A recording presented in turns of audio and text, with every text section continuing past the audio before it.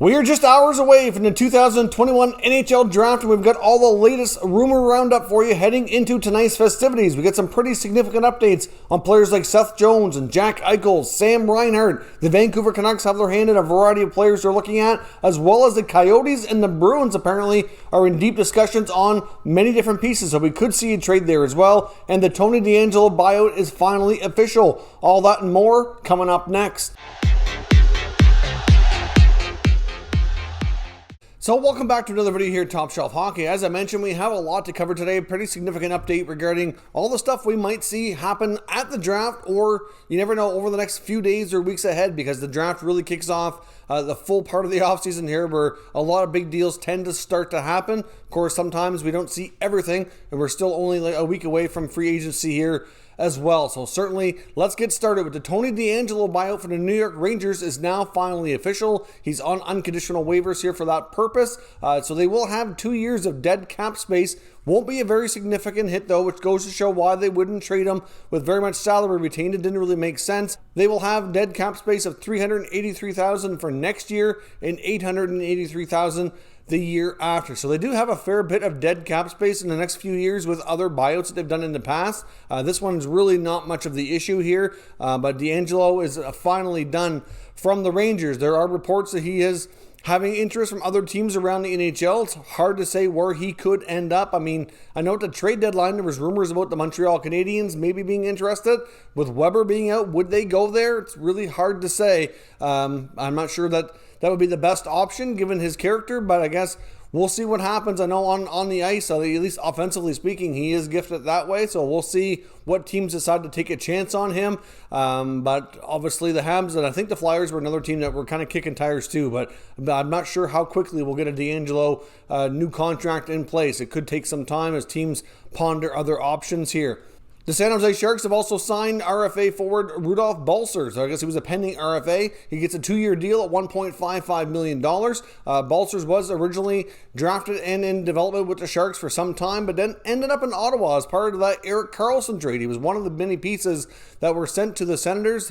Spent a few years there developing, was kind of close to being a regular in their lineup. I think if he would have stayed a little longer, he might have been able to, but they had a really deep forward group of prospects that he was battling with. Ended up on waivers. The Sharks reclaimed him, and ever since he's been back, he's actually been fitting in a pretty, solid middle six kind of role. I think he can develop into a 15 to 20 goal guy. So this contract for 2 years is certainly, I think it could be a valuable one for the Sharks, who don't have a lot of, great contracts on their books right now. So this one could prove valuable here in the short term. Now, as I mentioned, we have all kinds of updates on some pretty significant players. I want to start first with Vancouver. Vancouver very well could be a very active team today and tonight at the draft or over the weekend here in the coming days. The Canucks are rumored to be very interested in moving that number 9 overall pick. I've heard comments from guys like Thomas Durant and Rick Dollywall, who cover the Canucks for The Athletic, indicating that they're kind of big game hunting with that number 9 pick. Wouldn't be shocking if they try to make a move for Sam Reinhart. I'm not sure they'll be able to get it done, but it is a player that they have interest in. Of course, he's from that area, so it's a homecoming for him. So I think there would be mutual interest, but it will be challenging to figure it out. It's believed that the Sabres also want a pretty decent prospect attached to that first round pick that they're looking for in Reinhardt's case. So we'll see. May not be him. It could be somebody else, but they're open to trading the pick, which is the big piece here. They're also really trying to find a new home for Braden Holtby. They have also given him and his agent permission to speak to other teams to help find a deal as well. I know before the expansion draft, there was some hope he would end up being the player selected by Seattle, but I believe in negotiations leading up to it, they wanted the Canucks to retain some salary and work out a side deal, and apparently the Canucks thought it was too steep and decided not to do it. Of course, we don't know the full details on what they wanted, but that never materialized, so Holtby's still a member of the Canucks and trying to see if they can move that contract to another team. They may have to hold back a little salary. If they do, we'll see. And of course, there is Nate Schmidt, who's rumored to be traded as well. They are working hard on that, but given the fact there's some other big name defensemen on the market and expecting to be moved, I think that the market for Schmidt is kind of held up right now. I think that's part of the problem. Until guys like Seth Jones get moved, maybe Oliver Ekman-Larsson and some other names that are out there, it might be a little bit trickier to do. Teams that are kind of weighing their options, seeing if they can get something a little bit better, maybe even a better price and all that. And once moves start to be made and the market opens up a little bit more, I would suspect a Schmidt trade will be more likely, but it's believed they're looking to bring back another, top six forward ideally in return, or middle six forward, but depending on what they can do, like somebody who can add some extra offense into that forward group. Obviously, they have some big contracts to look after as well, like Pettersson and Hughes. Jim Benning made it known in his media availability yesterday that any offer sheets that come through will be matched, so not to really waste your time. Obviously, we'll see what they do, but the Canucks could very well be a busy team here over the course of the weekend at the draft. Of course, another couple of teams that are rumored to be having heavy discussions, according to multiple sources, including Dave Pagnotta of thefourthperiod.com, and indicate that the Bruins and the Coyotes are having a lot of discussions in heavy, is what he said. And there could be a variety of players that they're talking about. I mean, the Bruins have expressed interest in a multiple number of pieces there. They've expressed interest in the past in Oliver Ekman-Larsson, dating back to last offseason, when the only two teams that Ekman-Larsson would go to would be the Bruins or the Canucks. So there is that. I mean, that's a hefty contract. It would be very challenging. But the Bruins do need a left side defenseman. I'm not sure they can make it work, but it could be that. They're also apparently had showed interest in the past in Connor Garland.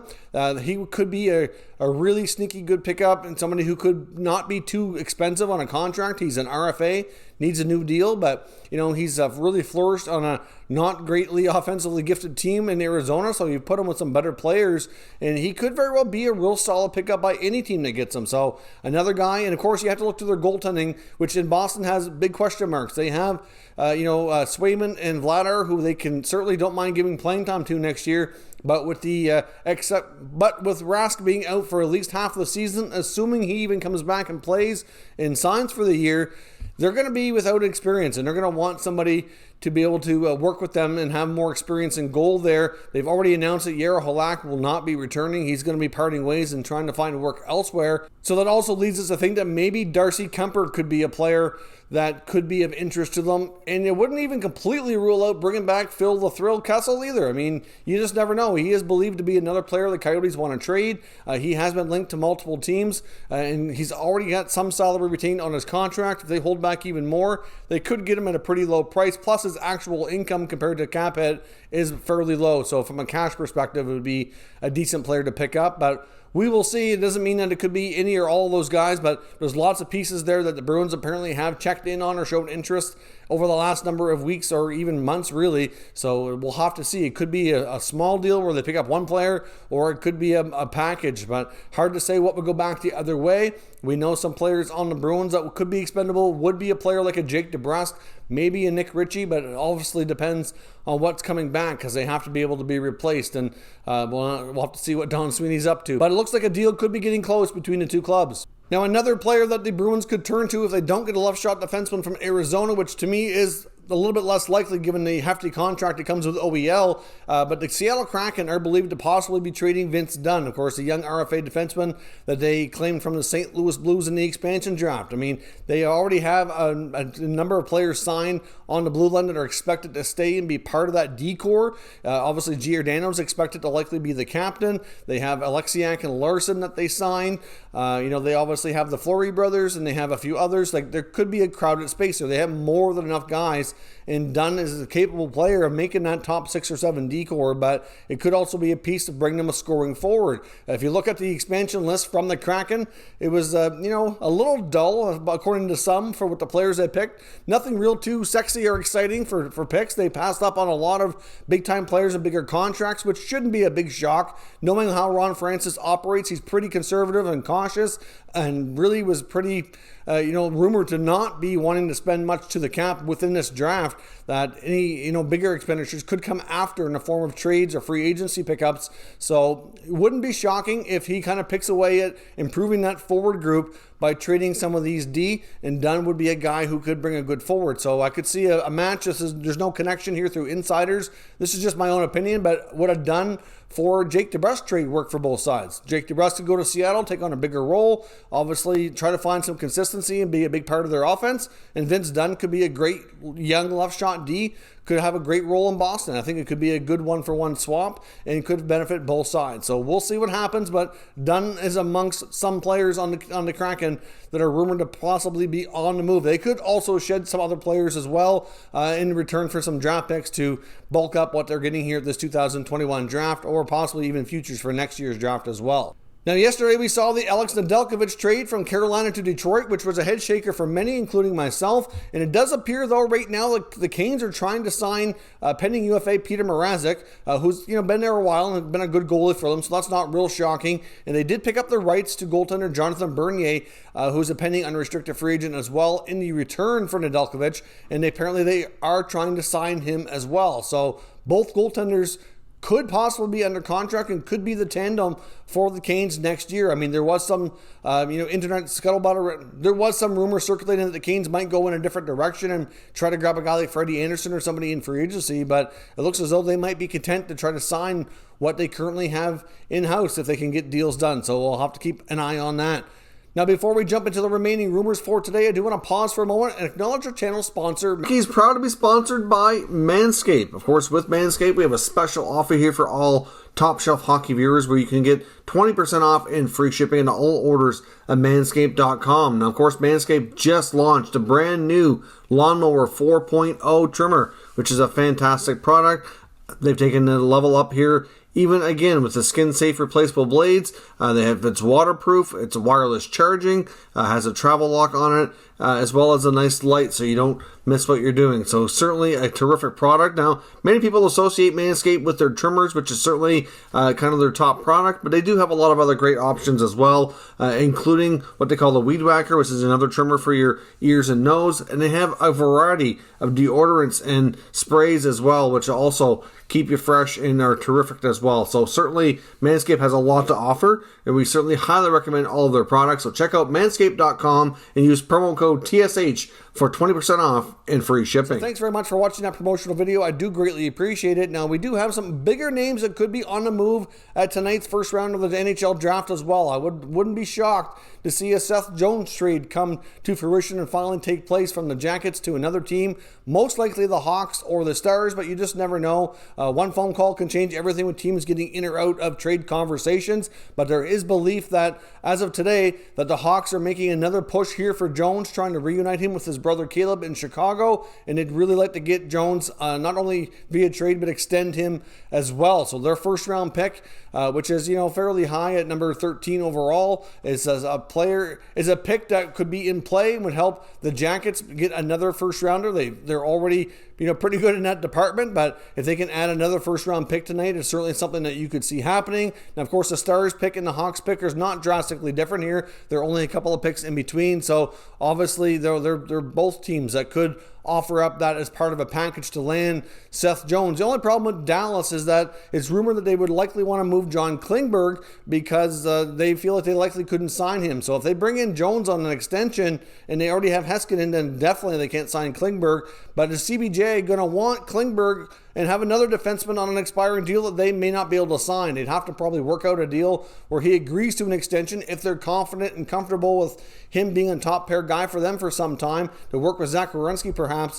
We'd have to see how they feel about that. Apparently, though, the Hawks are trying to work with the Jackets to work out a deal that does not include Kirby Dach or Alex DeBrincat. It was believed in earlier discussions that those were the two players that the Jackets were kind of zeroing in on, which you can understand why. They're great hockey players. Dach could be their top future center that they really need, and DeBrincat could be a top scoring winger for them. So totally understand the interest, but I don't see any way that the Hawks make this trade and give up on either of those two players. I'd be pretty shocked if they did, because they would get better on the blue line, but then they would have a big loss at the forward group. So we'll have to remain to be seen. But Chicago is making a push, and that first round pick could be in play as well.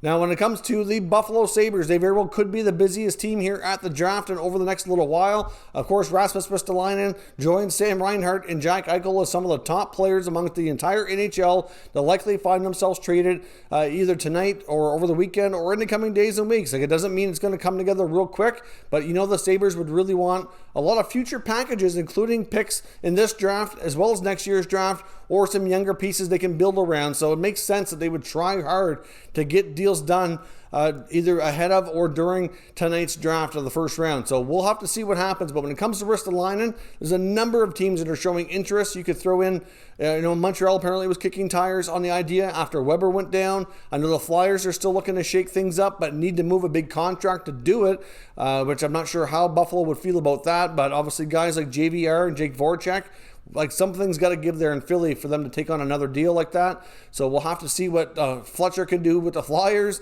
And there's numerous other teams too. Like there's lots of interest in defensemen, and especially right shot D. So Ristolainen, who plays a physical game and is a right shot, will get tons of attention. Sam Reinhart, like look at teams with the higher first round picks. Like I mentioned Vancouver earlier, wouldn't rule out the LA Kings with that number 8 pick. I mean, the Kings could circle back and go for Eichel, which seem to be in and out of the conversations here on the last number of weeks and months, really. There's been times it appears like they're really gunning hard for him. Other times looks like they're not so interested, and maybe they'll circle back for Reinhart. So you just never know. You get the Ducks with that number 3 pick. They've been in and out too. If they come back and they offer up that number 3 pick along with either Zegras or Drysdale and a couple other pieces like a Max Jones, a Sam Steele, or a Max Comtois, or any combination of that, maybe with anything else, like that could get the deal done. I mean, the Ducks would probably have to work with Buffalo to take a contract to make the money work. They probably have to take Adam Henrique or something like that, but